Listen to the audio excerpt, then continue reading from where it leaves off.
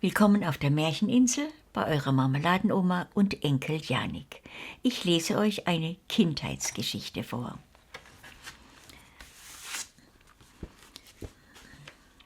Ich wurde von einem Fan im Brief gefragt, was ich am liebsten gespielt habe. Ich habe geantwortet, am liebsten habe ich gelesen. Da fiel mir ein, was wir so noch gespielt haben in meiner Kindheit. Im Sommer sind wir vor allen Dingen viel in der Alp geschwommen, lagen auf der Wiese und sonnten uns. Wir hatten ein Paddelboot, da sind wir die ganze Alp entlang bis zum Altrhein gefahren, gepaddelt. Ich hatte damals schon immer eine Gruppe Kinder um mich, denen ich Geschichten erzählte.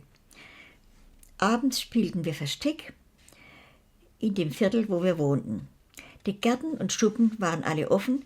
Es war gruselig und abenteuerlich, weil es langsam dunkel wurde.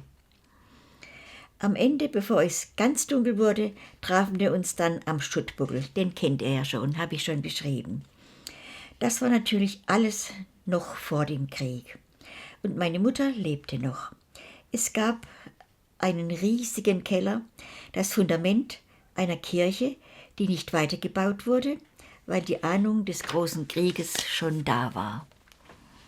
Dort versteckten sich eigentlich nur die Großen, denn es war ein echt unheimliches Labyrinth, ohne Licht und ohne Fenster. Einmal ließ ich mich von meinen Gefährten doch überreden, mitzumachen. Es war unheimlich, völlige Finsternis. An den Mauern tasteten wir uns vorwärts, ab und zu kam ein Ruf, ein Name wurde gerufen, dann wurde es immer stiller, dann war ich allein in der Finsternis.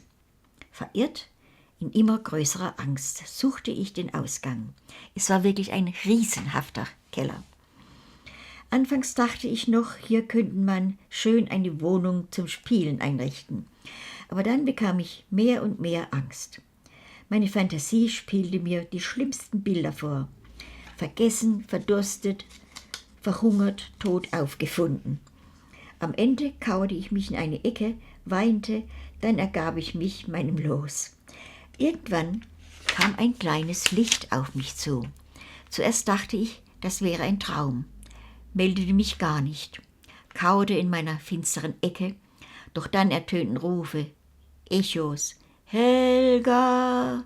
Und schließlich standen die Retter, meine älteren Brüder, mit einer kleinen Taschenlampe vor mir und führten mich ans Tageslicht. Nie mehr danach habe ich diesen Gruselkeller betreten. Und heute sind alle meine damaligen Freunde, Brüder, lange tot. Manchmal saßen wir auch an der Alp, sangen Lieder und der schöne Lockenkopf G, ich sage nicht den Namen, spielte Handharmonika. Einmal kletterte mein Bruder Erwin, ohne vorher etwas zu sagen, auf eine hohe Pappel. Es standen an der Alp entlang viele, viele hohe Pappeln. Unbemerkt kletterte unser Hermännle hinterher. Ganz oben angekommen, brach der Ast, auf dem Erwin saß. Er stürzte, fiel und riss das Hermännle mit. Beide lagen im Gras, totenbleich, bewusstlos. Nach einiger Zeit schlug Erwin die Augen auf. Er blickte den kleinen Bruder, der wie tot neben ihm lag. Er rüttelte ihn angstvoll, rief, »Hermännle, bist hi?« Tot, heißt das. Hermännle schlug seine blauen Augen auf, blickte den großen Bruder freundlich an und sagte, »Ich glaub nicht.«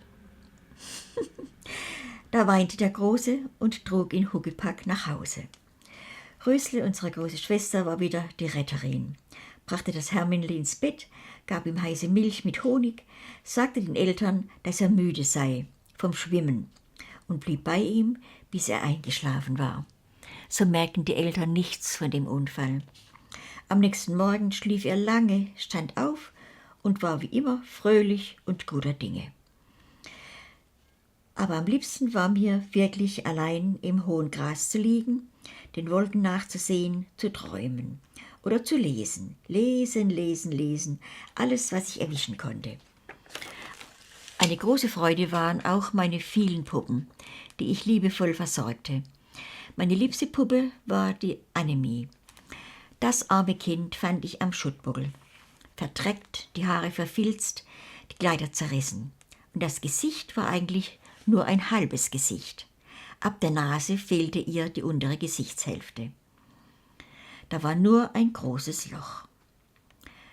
Aber gerade darum liebte ich sie so stark. Ich wusch sie, verband sie sorgfältig, damit man das Loch nicht mehr sehen konnte. Und Rösle, die liebe Schwester, nähte ihr ein Kleid mit hohem Kragen, der fast das Kinn, das fehlte, bedeckte. Wie gesagt, diese Puppe war mein geliebtestes Kind, viele Jahre, bis sie dann mit allen meinen Büchern in der Mansarde, wo ich sie zum Lesen hochgebracht hatte, in einer Bombennacht verbrannte. Ich kriege jetzt selber wieder eine Gänsehaut, wenn ich dran denke. Die anderen Puppen waren in meinem Schlafzimmer. Es verbrannte nur die Mansarde. Aber das ist schon wieder der Zeit vorgegriffen. Ich weinte natürlich lange um diese Puppe, meine Bücher, und eine dunkle Ahnung erfasste mich. Tröstlich war, dass nach dieser schlimmen Nacht die Nachbarinnen kamen und mir eine große Menge Bücher schenkten, mehr als ich zuvor besessen hatte. Aber Annemie war für immer verloren. So, das war eine Geschichte aus der Kindheit.